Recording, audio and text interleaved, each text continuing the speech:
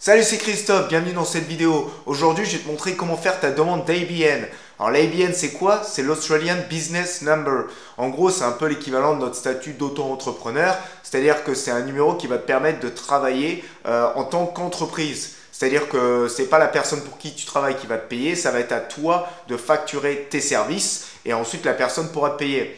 Alors, c'est notamment quelque chose qu'il faut faire lorsque tu ouvres un business en Australie, mais il y a aussi beaucoup de gens qui l'utilisent en tant qu'individuel, c'est-à-dire si tu travailles de chez toi comme graphiste et que tu travailles pour des entreprises à droite à gauche, bah, tu vas facturer tes services, donc tu auras besoin d'un ABN. La même chose si tu travailles par exemple dans le marketing, mais aussi pour des domaines plus, on va dire, liés à la construction, si tu es charpentier, plombier, ou là, bah, tu vas travailler avec un ABN sur différents sites, sur différents jobs, et tu vas facturer les entreprises pour lesquelles tu travailles.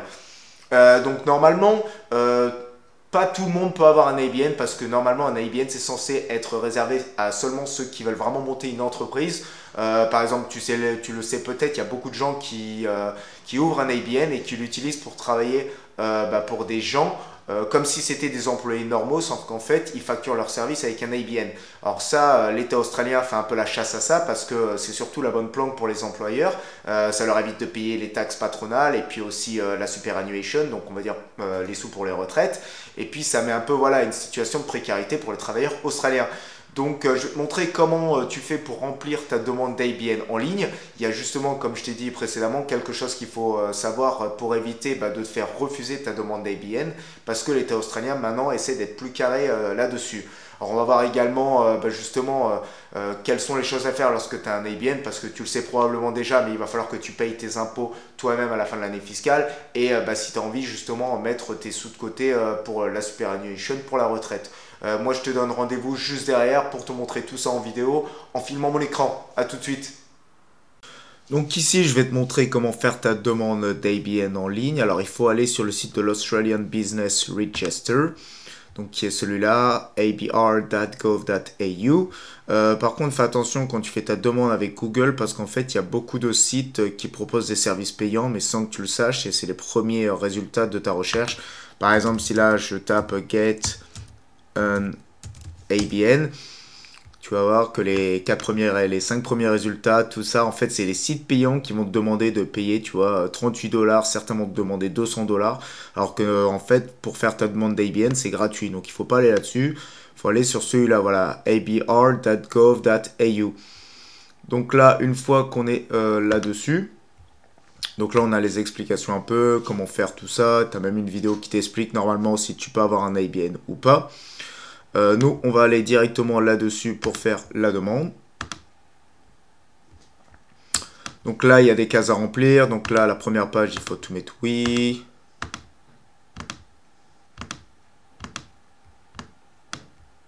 Voilà. Ensuite, la seconde page, bah, c'est un peu les détails par rapport à ton activité. Donc ici, nous, on met qu'on va être individual, donc sole trader. Donc, will your activities be carried out in Australia? Donc oui, ton travail sera fait en Australie. Est-ce que tu as commencé ou est-ce que tu as commencé un peu les étapes de ton activité? Oui. Et what is the nature of your activity? Alors là, c'est une question un peu tricky. Alors voilà, il faut mettre toujours in the form of a business. En fait, ce qu'il faut bien se rendre compte, c'est qu'il faut vraiment que tu réfléchisses comme une entreprise parce que des fois, on se dit on va mettre apprentice, trade assistant ou laborer pour certains d'entre nous qui veulent travailler, je sais pas moi, dans le bâtiment, comme dans le jardinage ou autre. Et en fait, il faut vraiment réfléchir comme l'entreprise parce que si tu mets ça, tu n'auras pas le droit de faire une demande d'ABN. Parce que comme je t'ai expliqué précédemment, l'État australien fait un peu la chasse aux sorcières et il veut que, on va dire, les gens soient employés normalement, on va dire, par des patrons et pas qu'ils prennent un numéro d'ABN parce que ça leur fait perdre des droits. Donc ici, on va mettre in the form of a business. With running a business, donc là encore oui. Et donc là, on clique next. Donc voilà, donc là ici, en mettant tout ça, ils me disent que j'ai le droit de demander un ABN. Donc on va continuer next. Donc individual sole trader. Donc est-ce que j'ai déjà eu un ABN avant? Donc là, moi je mets non, j'en ai pas. Ensuite, Oui. Est-ce que j'ai envie d'avoir un ABN? Oui. Est-ce que j'ai un TFN? Oui. Et là, par exemple, si tu viens d'arriver en Australie, tu peux faire ça également pour refaire ta demande de TFN si tu veux tout faire d'un coup. Parce que là, does the applicant wish to apply for tax file number? Donc moi je mets non ici parce que j'en ai déjà un. Mais toi si tu viens dans l'Australie, tu sais que tu peux tout faire d'un coup éventuellement si tu prévois de peut-être de travailler à ton compte. Is the applicant an Australian resident for tax purpose? Donc moi je mets oui. Comme je t'expliquais dans une autre vidéo, en fait pour être résident australien, il faut rester plus de 6 mois au même endroit, à la même adresse. Moi je mets oui. Si tu es juste un backpacker, tu mets non parce que, à part si vraiment tu prévois de rester, mais je crois que même les nouvelles lois pour l'immigration sur les backpackers ont changé et même maintenant quand on est backpacker et qu'on vit plus de 6 mois à un endroit, c'est vraiment difficile d'être considéré comme résident australien.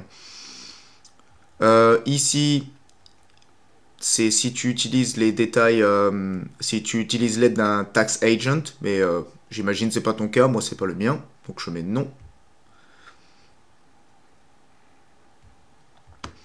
Donc voilà, là c'est tout ce qui est page des détails, donc là monsieur, donc là je mets tous mes détails, voilà.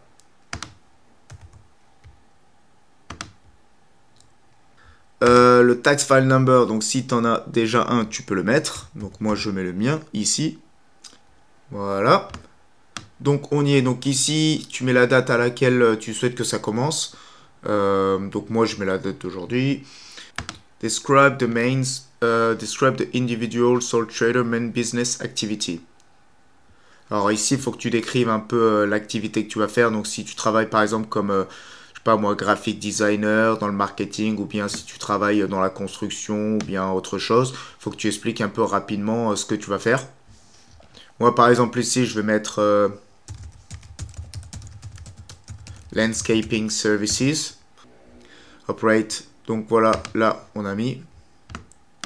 Moi, donc une fois que tu as mis un peu ton mot-clé, comme tu peux voir ici, tu as les activités qui s'affichent à toi. Donc moi, par exemple, je vais mettre ici Contract Landscaping Services. Ensuite, on continue. Une fois ici, tu dois mettre ton adresse. Donc ici, on a rempli tous les détails. Donc normalement, tout est bon. Là, tu remets la même adresse.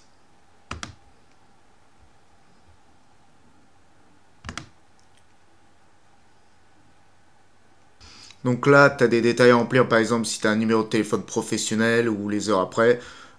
Personnellement, moi, j'ai rien de tout ça. Je mets juste mon numéro personnel. Preferred language, anglais. Je vais mettre mon adresse email. Si tu as envie de mettre plus de détails là, tu peux le faire. Mais moi, je pense que c'est bon. Voilà, individual sole trader, le nom, prénom, adresse email, numéro de téléphone, tac. Encore une fois, next. Donc là, reason for application, donc new business in Australia. Alors, faut éviter de mettre to receive payment for services. Je t'explique après pourquoi. Is this the individual sole trader's first time business in Australia? Est-ce que c'est mon premier business? Oui. Donc là, on met next. Donc là, tu vois, to receive payment for services. Faut surtout éviter de mettre ça parce qu'en fait, là, ça veut dire que tu travailles pour quelqu'un et que tu reçois un paiement en échange de services. Et en gros, c'est comme limite si tu travaillais plein temps pour quelqu'un et c'est exactement ce que le gouvernement australien veut absolument éviter d'avoir, c'est-à-dire des gens qui travaillent comme des employés normaux avec un ABN. Donc c'est pour ça, il faut vraiment, quand tu fasses ta demande, que tu réfléchisses comme une entreprise. C'est-à-dire, voilà, il faut mettre New Business in Australia et non pas To Receive Payments for Services, parce que là, sinon, ta demande peut être souvent refusée. Donc voilà, je te remontre un peu. Il faut bien que tu regardes là, voilà, To Receive Payment for Services. Surtout, ne mets pas ça. Oublie-le. Voilà, New Business in Australia, c'est vraiment la raison que tu dois mettre. Voilà, il faut que tu te dises que c'est comme si tu vas faire des factures, tu vas avoir plusieurs clients, que tu vas faire quelque chose de très professionnel. Donc là, voilà, on signe la déclaration. Je mets mon nom. Position held, donc là, on met sole trader. Date of declaration, voilà, 1er août. Voilà, tout est bon. Submit. Et voilà. Donc l'application a marché, j'ai la confirmation. J'ai directement mon numéro d'ABN. Donc ça veut dire que je peux carrément même... Voilà, donc ça c'est fait. Je peux même directement travailler dès aujourd'hui si je veux, vu que maintenant j'ai mon numéro d'ABN. Donc voilà, ça c'est la première étape. Là on a terminé tout ça, on va aller sur Continue. Par contre, comme je t'ai expliqué, il y a des choses qu'il faut que tu saches, surtout concernant les tax returns, parce que ça va être à toi de payer tes taxes. Il va falloir que tu les payes à la fin de l'année fiscale. Donc, c'est pas comme lorsque tu as un TFN et que tu as un boulot et que tes taxes sont retirées de ton salaire directement parce que le gouvernement australien fait le calcul au préalable. Là, ça va être à toi à la fin de l'année fiscale de payer tes taxes. Donc, il va falloir que tu calcules, il va falloir que tu prévois combien de taxes tu vas payer selon ton salaire à la semaine et éventuellement faire le calcul à l'année. Donc par exemple là tu vois le taux de fiscalité avec un ABN. Là si je te mets how much tax do you pay for an ABN, ça va être le même que pour un employé normal. Par contre si tu travailles avec un TFN, donc comme employé avec un ABN, ça ne sera pas séparé. C'est-à-dire les deux, par exemple si tu travailles, je sais pas, tu gagnes 20 000 $ avec ton TFN et 30 000 avec ton ABN, tu seras taxé sur 50 000 $ avec ton ABN et non pas sur 30 000. Les deux seront ajoutés. Donc là, par exemple, si tu travailles, imaginons, on reprend juste avec un ABN et tu gagnes 1000 $ par semaine. Donc là, tu es dans cette tranche-là, entre 37 000 et 80 000, parce que si tu multiplies par 52 semaines, on est à 50 000 $. Alors, 52 000. Je crois que j'avais fait un peu le calcul, ça fait quelque chose comme environ 8 000 $ de taxes à payer par an. Donc tu divises par 52, je ne sais plus exactement combien ça fait, ça doit faire environ 150, 200 $ par semaine. Donc voilà, réfléchis bien quand même, prends-le bien en compte de mettre cet argent de côté pour le moment où tu dois payer tes taxes, parce que sinon si tu dois payer tes taxes et que tu n'as rien mis de côté, que tu te retrouves en galère, là c'est un peu la merde pour toi. Donc voilà. Et également aussi à prendre en compte le fait que... donc là, c'est à toi de payer tes taxes, mais ça va être aussi à toi, en théorie, de mettre de l'argent de côté pour ta superannuation. Donc évite de brader tes services à, par exemple, je sais pas moi, 20 $ de l'heure, parce que déjà, tu es censé mettre 10% pour ton superannuation. Donc voilà, si tu bosses avec un ABN, mets quelque chose de supérieur à ce que tu mettrais si tu travailles normalement avec ton TFN. Donc voilà, donc là, ça c'est bon pour ça. On a vu la première partie, comment t'enregistrer pour avoir un ABN, comment payer tes taxes, donc je t'ai expliqué rapidement. Et là maintenant, on va voir un peu comment faire ton invoice, ta facture, parce qu'il va falloir, pour que tu te fasses payer, que tu fasses des invoices. Il va falloir que tu invoices, que tu factures tes clients. Donc là, je t'ai mis un petit exemple rapide de facture toute simple avec Word pour que tu vois un peu comment ça se passe. Voilà, tax invoice, tout basique. Là, tu as le nom, là, tu as l'adresse. Donc, description, donc là, par exemple, landscape services. Donc voilà. Description du travail. Donc je sais pas, par exemple, si tu travailles dans le marketing ou comme graphic designer, tu mets designing, logo si tu fais des logos pour une entreprise. Si tu bosses dans le marketing, tu peux mettre autre chose. Tu travailles dans la construction, voilà, tu mets une petite description, enfin tu m'as compris. Là, tu mets ton total. Comme je t'ai dit, normalement, tu n'as pas besoin de mettre la GST, la TVA, parce que en théorie, bon, à part si vraiment tu fais des sous, tu gagneras moins de 75 000 $. Là, les payment terms, c'est à toi de voir un peu selon comment tu fais ça avec le client. Donc, normalement, là, tu peux mettre, par exemple, ici, on a mis à 7 jours, donc payer la semaine d'après. Tu peux mettre 2 semaines ou un mois, selon toi, comment tu veux. Donc, ici, les détails de ton compte bancaire. Donc, account name, bank, BSB, account number. La petite phrase, genre, yours, sincerely, genre, cordialement, tout ça. Ton nom. Et puis, voilà, ça, tu l'envoies au client. Et puis, le client, il te fera le virement, normalement, selon le terme qui a été établi au préalable avec lui, quoi. Voilà, c'est tout pour aujourd'hui. J'espère que cette vidéo t'aura aidé si toi aussi tu as envie de travailler avec ton ABN. Si tu as des commentaires, des questions ou des choses que tu penses qu'il faudrait rajouter, n'hésite pas à me les mettre dans les commentaires en dessous. Et puis moi, je te dis à bientôt pour une nouvelle vidéo. Salut!